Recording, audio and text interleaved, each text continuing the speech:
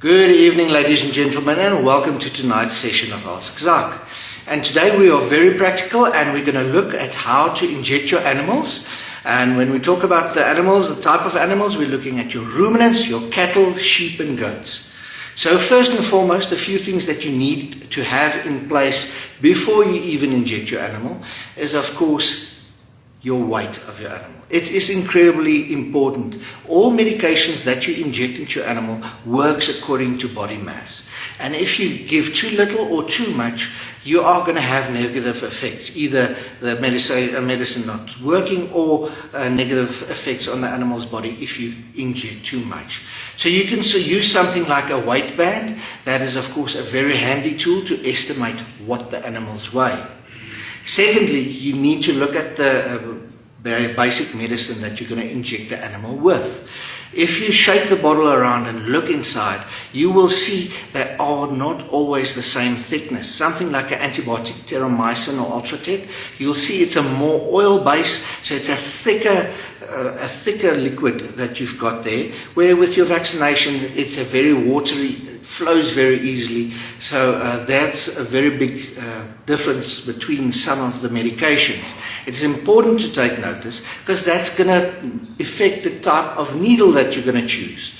So of course, for your thicker liquids like your what we call our antibiotics, we use a thicker type of needle, 16 or 17 gauge. Also, when it comes down to your vaccination, you can use something very nice and thin like a 21 or 22 gauge needle. Now, it's very important to know the sizes. And of course, the next step is, of course, the length of your needle.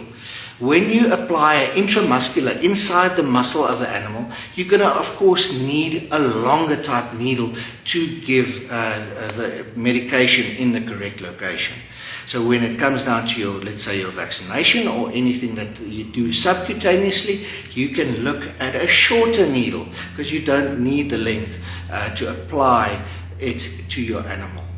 Of course, a very important thing is when you get to inject your animal, you need to inject them in the correct place. Now, most of us are used to injecting them into the muscle, into the butt. That's a nice big muscle that we'd like to inject to, but that's not the correct place to do it. The correct place is in the neck triangle. Now, the main thinking behind it is in the butt is most of your valuable meat that you get rand and cents for if you sell the animal.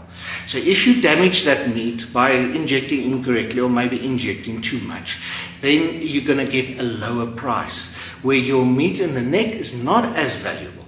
So it's very important that you identify that neck triangle, as you can see in the images that I'm sharing on the screen now, and make sure you inject into those areas because that's the best place to do it. If you are unsure, of course, Google is a very nice friend. Go and look up injection sites for animals. It explains very nicely where to inject. Just make sure you do it in the neck triangle.